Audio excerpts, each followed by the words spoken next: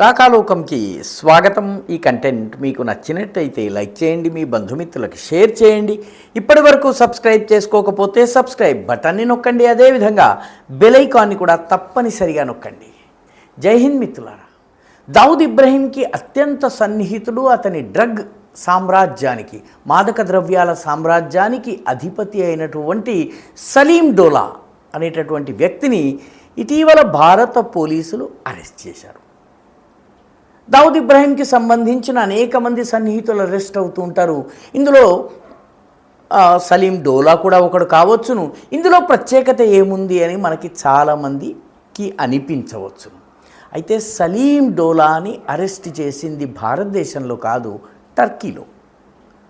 భారతదేశానికి బాగా వ్యతిరేకంగా ఉంటుందని, పాకిస్తాన్కి చాలా అనుకూలంగా ఉంటుందని భావిస్తున్నటువంటి తుర్కియేలో ఇస్తాన్బుల్ యొక్క ఈస్టర్న్ పార్ట్లో దాగున్నటువంటి ఈ సలీం డోలాను ఒక జాయింట్ ఆపరేషన్లో టర్కిష్ పోలీసుల సహకారంతో తక్షణం అరెస్ట్ చేయడం జరిగింది.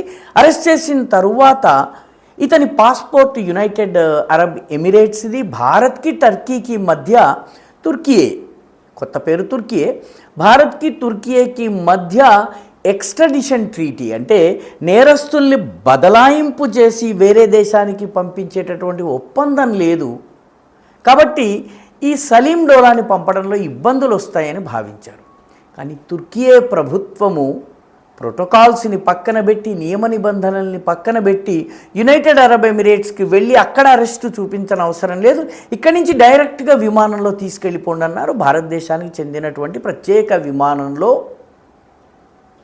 దావుద్ ఇబ్రహీం డ్రగ్ సామ్రాజ్యపు ప్రధానమైనటువంటి అత్యంత ప్రముఖమైనటువంటి నాయకుడైనటువంటి సలీం డోలాని భారతదేశానికి తీసుకొచ్చారు. భారతదేశానికి తీసుకొచ్చిన తర్వాత ఇంకా రకరకాల విభాగాలు, మాదక ద్రవ్యాల విభాగము, ఈడీ, ఎందుకంటే దాదాపు 5,000 కోట్ల మనీ లాండరింగ్ చేశాడన్నటువంటి ఆరోపణలు ఉన్నాయి.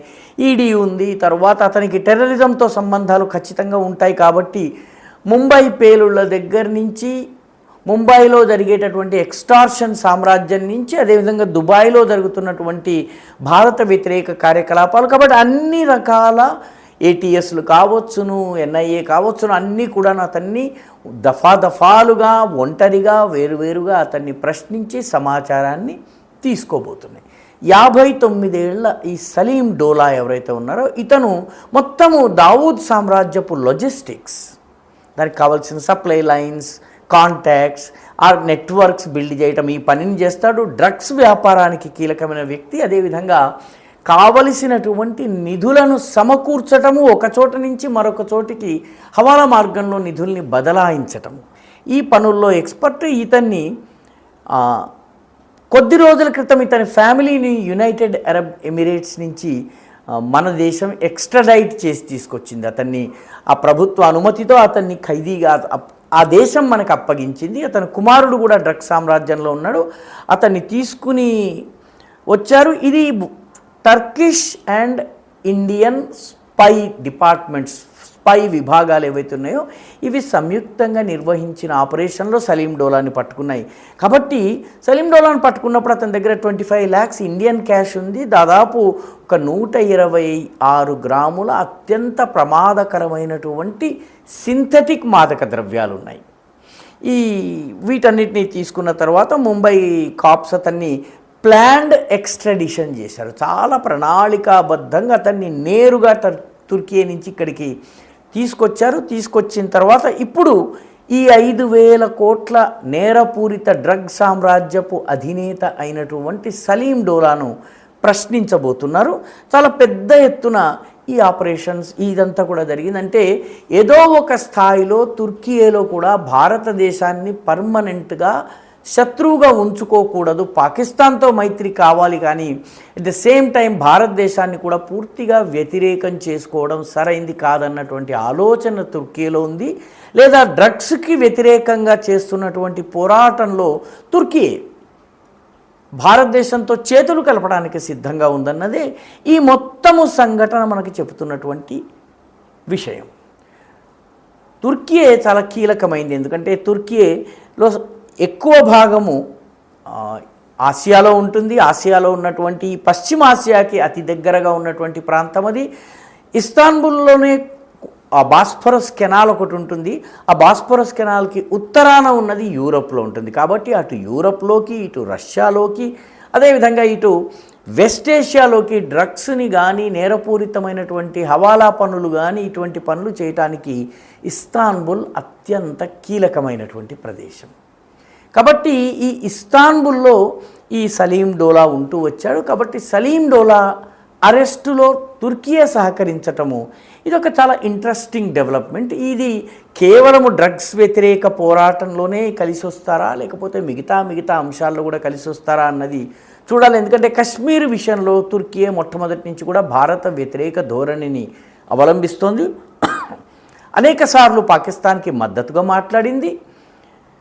అదేవిధంగా ఇటీవల జరిగిన ఆపరేషన్ సింధూర్ సమయంలో భారత్ పైన దాడి చేసేందుకు డ్రోన్లను ప్రయోగించేందుకు తుర్కియే తన సైనికుల్ని, నిపుణులైనటువంటి అనుభవజ్ఞులైన సైనికుల్ని పంపించింది. భారత్ జరిపిన దాడుల్లో 2 తుర్కియే సైనికులు కూడా చనిపోయారు. కాబట్టి ఒక థర్డ్ పార్టీ కంట్రీలో యుద్ధం చేయడానికి బెరెక్టర్ డ్రోన్స్ని ఆపరేట్ చేయడం కోసం వచ్చి చనిపోయినటువంటి సంఘటన జరిగింది. అలాంటి తుర్కియే మనకి సహకరించటము ఇది ఒక ఆసక్తికరమైన పరిణామం. ఇది ఎక్కడికి వెళ్తుంది, దీని పరిణామాలు ఎంత దూరం వరకు వెళ్తాయి, తుర్కియే ధోరణిలో మార్పు వస్తుందా, ఇవన్నీ కూడా అధ్యయనం చేయవలసిన విషయాలు. అదేవిధంగా సరిగ్గా ఇది జరుగుతున్న సమయంలోనే జమ్మూ కాశ్మీర్లో 25 చోట్ల ఏకకాలంలో కాసో ఆపరేషన్స్ జరిగినాయి. కాసో ఆపరేషన్ అంటే కార్డన్ అండ్ సర్చ్ ఆపరేషన్స్. అంటే ఒక ఏరియాని చుట్టుముట్టి ఆ ఏరియాలో ఇంటింటిని గాలించి ఉగ్రవాదుల్ని, లేకపోతే నేరపూరిత చరిత్ర ఉన్న వాళ్ళని అరెస్ట్ చేయటం. దీనిలో 50 మందిని అరెస్ట్ చేసి పట్టుకుని తీసుకొచ్చిన తర్వాత వీళ్ళని కూడా ప్రశ్నించడం జరుగుతుంది. వీళ్ళలో పాకిస్తాన్తో సంబంధం ఉన్న వాళ్ళు ఉన్నారు, అనేక ఉగ్రవాద సంస్థల యొక్క ఓవర్గ్రౌండ్ వర్కర్స్ ఉన్నారు. అదేవిధంగా పాకిస్తాన్లో శిక్షణ పొందేందుకు యువకుల్ని రాడికలైజ్ చేసి పంపించేటటువంటి వ్యక్తులు ఉన్నారు. పాకిస్తాన్ నుంచి ఉగ్రవాదులు వస్తే ఆ ఉగ్రవాదులకు ఇక్కడ ఆశ్రయం కల్పించి వాళ్ళకి సాధనాలు సమకూర్చేటటువంటి వాళ్ళు ఉన్నారు. ఈ 50 మందిని కూడా ప్రశ్నించడం జరుగుతోంది. మొత్తం మీద ఈ డెవలప్మెంట్, సలీం డోలా ఏం చెప్తాడు, సలీం డోలా తరువాత ఆ మొత్తం దావూద్ సామ్రాజ్యానికి సంబంధించి ఏ విషయాలు బయటకు వస్తాయి, పాకిస్తాన్ యొక్క రోల్ ఏ రకంగా బయటకు వస్తుంది, ఇవన్నీ కూడా మనము వేచి చూడాల్సి ఉంది. కానీ ఏది ఏమైనప్పటికీ సలీం డోలాని చాలా స్విఫ్ట్, చాలా వేగవంతమైనటువంటి ఆపరేషన్లో నేరుగా తుర్కీ నుంచి తీసుకుని రావడం అనేది ఇది చాలా పెద్ద చర్య ఒక రకంగా. ఎందుకంటే డిప్లొమాటిక్గా అనేక సమస్యలు ఉన్నటువంటి ఏరియాలో పనిచేస్తూ ఈ పనిని మన భద్రతా దళాలు కావచ్చు, మన నిఘా దళాలు కానీ చాలా సక్సెస్ఫుల్గా సినిమాటిక్గా ఒక సినిమాలో జరిగినట్టుగా చేసి తీసుకుని రావడం నిజంగా ప్రశంసనీయమైనటువంటి విషయము.